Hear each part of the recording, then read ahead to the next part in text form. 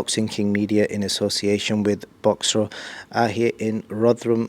Lerrone Richards, I really appreciate your time, mate. It's a week away from fight week, and I appreciate you coming out to see me and giving me some of your time. Thank you. Thanks for coming down. Not a problem. Let's get straight into it, Lerrone. You've not done an interview for a good few months. I was looking last night. It's obviously been almost a year since you fought, so I just want to get you to kind of recap how the last 11 months or so have been for you, like, you know, personally, family life. Obviously, you've got a child as well, so obviously you've not been fighting. That normally means you're not earning money as well. So has it all been for you for the last 11 months? It's been good. I've been enjoying it. I've been in the gym, learning, in the strength gym, getting stronger. And I can't complain really. Obviously, I would have liked to be more active this year. But I've got a fight on Sunday night now, so I can't wait for that one. Good stuff, man. So let's get straight into the nitty-gritty questions. So one of the first ones is, it's not been confirmed, it's not been advertised anywhere, but are you still the IBO World Champion? I'm not. I've not got that title anymore. So just explain to me how, you know, at what point did you have to give that up, and, you know, what was the process involved in that? Oh, well, the mandatory got called that I was willing to fight, but then at the time I was going through a situation promotionally, so I wasn't able to defend the title. So the title had to be let go. Who was he supposed to fight? I can't remember the guy's name. I don't want to be disrespectful, but he's a guy who beat Felix Sturm in his last fight. A Hungarian guy. Good stuff. And, you know, when you say commercial situation, you're referring to the fact that obviously not having a solid promotional team behind you to back you getting into a fight type of thing. Well, yeah, obviously at that time, I was sort of in a transition of like moving leaving my previous promoter, so it just didn't work out. Good stuff. And, you know, you mentioned your previous promoter. Obviously, you've had like 11 months or so to reflect on that situation. Any regrets on not taking the Ali Akhmadev fight and leaving Matchroom? I have no regrets in anything in life. When I do make decisions, I make them with a thought process behind it. I don't just do things off impulse. So no regrets now. And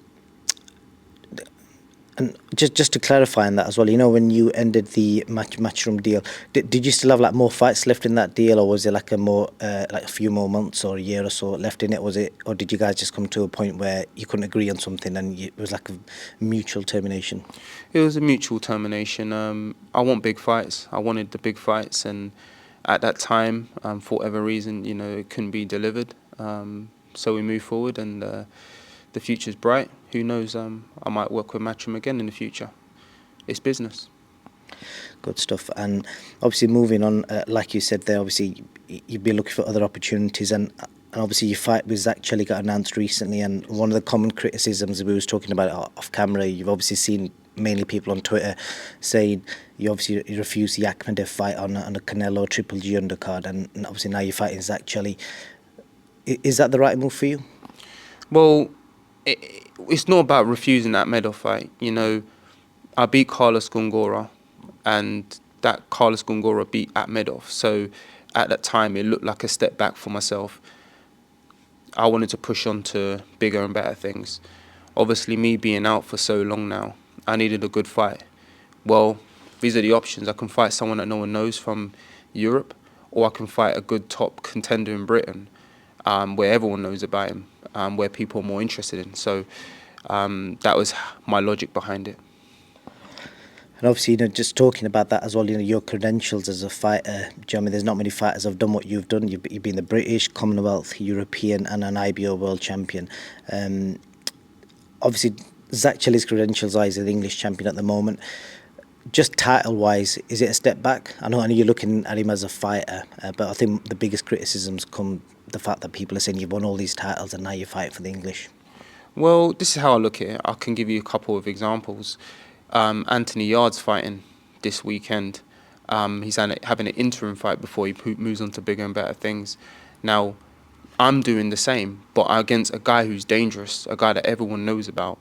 So this fight here, in terms of like levels, in terms of titles, you'd say Zak Chelli's levels below me, but I'm not looking at Zak Chelli like that. I'm taking the guy very, very serious, and I know he's going to bring the heat, and I can't wait. To be fair, that's quite a valid reason. Zak obviously is bringing a lot to the table, and you will have seen his. To be fair, similar to you, he's not had a lot of fights. You're talking under 20 fights, and he's basically fought everyone. Fought a lot of guys with winning records. From top of my head, I think 10 plus guys with winning records. Oh well, I don't know that. I know that he's coming off good form, and he's a good fight to come back. A dangerous fight, so a fight that I could get myself up for. And like I said before, I cannot wait to Sunday night or Sunday afternoon. Yeah, I still need to get used to that as well. With regards to this is mainly for the fans. Like I refer to them as casual fans, the ones who will be wondering, well, why is he? He's won the British, he's won the European. Why is he now fighting for the English? What was the title not a matter for you? Was it more the case of fighting somebody, the skills of Zak Chelli? I saw that earlier. Well, earlier I saw it, and this fight's not for no title. This fight was agreed at £171 and in a 10-round fight. So there's no title on the line. When have you ever seen anything in history where someone's won British, Commonwealth, European, IBO World, and they box for English title? No, it doesn't make any sense. This fight was for £171 and for 10 rounds. So that's definitely what it's for. That's interesting, that because I was looking at BoxRec earlier, and it does say it's for the English title. Yeah, I saw that earlier as well. Yeah. Okay, that's interesting. That's something new which fans obviously won't know about. What do you think of Zak Chelli as a fighter? Obviously, he spoke to the media yesterday. I'm assuming he didn't go down to London mainly because of the 3-hour trek, which I had to do, and I'm sure you didn't want to do that a week before you fight. I was advised by my coaching team to stay here and finish my last hard week of training. I understand with the amount of shows going on next week, with the Warren show, Matchroom show, plus the World Cup starting, it might be a bit difficult to do public workouts. But I couldn't make it on that, this week. It wasn't the right move for my training, from the training perspective, so that's why I wasn't there. I did see on your Instagram, I think you had your last spar on that day as well, didn't you? I did, yes. Okay, well, that's pretty fair, I suppose. And obviously, when Zak spoke to the media, and the assumption was they felt that you didn't turn up because of you might be scared, etc. Yeah. But it's good to get that cleared up. So, what do you see in Zak Chelli as a fighter compared to the guys you fought before? Obviously, on paper, Carlos Gongora is probably the hardest fight you've had, even though it was a boxing masterclass. What does Zak Chelli bring different? He brings the heat, and it's something that I've always wanted someone to do in a fight, and that's why I like this fight so much, because he's going to bring the heat, and I just can't wait. So one of the things I want to say to you, I watched the most recent interview you did. I think you said there was no progression in fighting Akhmadev. Do you feel Zak Chelli is a better fighter than Akhmadev, or is it a case of they've been inactive for so long and you've had to take this because that's basically what was on the table? I don't make no sort of comparisons. I've got Zak Chelli in front of me. He's a dangerous operator, and I'm going to do a job on Sunday. It's quite public, I think, that it's a one-fight deal. Was that your choice, or is that just a choice for everyone to keep the options open for you and obviously Boxer, depending on what the result is next Sunday? It's my choice. It's my management's choice. I have options. I had options, but this is a fight here that was offered to me on 5 weeks' notice, and we took it. I'm in the gym all the time. I'm a gym rat. And like I keep saying, Sunday night's going to be so fun, and I'm going to enjoy every minute of it. What do you want to see? I know your full concentration is going to be on this fight. If you're planning out a 2023 for Lerrone Richards, what is it you want? You're obviously going to be a promotional free agent no matter what. So do you reckon putting yourself in a position where you could basically go to any stable or any promoter and kind of pick out any fight? I'm a sort of guy that I look at what's in front of me. Right now, obviously, I've got Zak Chelli. Once that's done, then you can ask me that question. But obviously, when you're successful, doors open. I was looking at the super middleweight division. Obviously, at this stage in your career, you want big money fights as well. It just appears that the names are all kind of tied up and there's not many big names.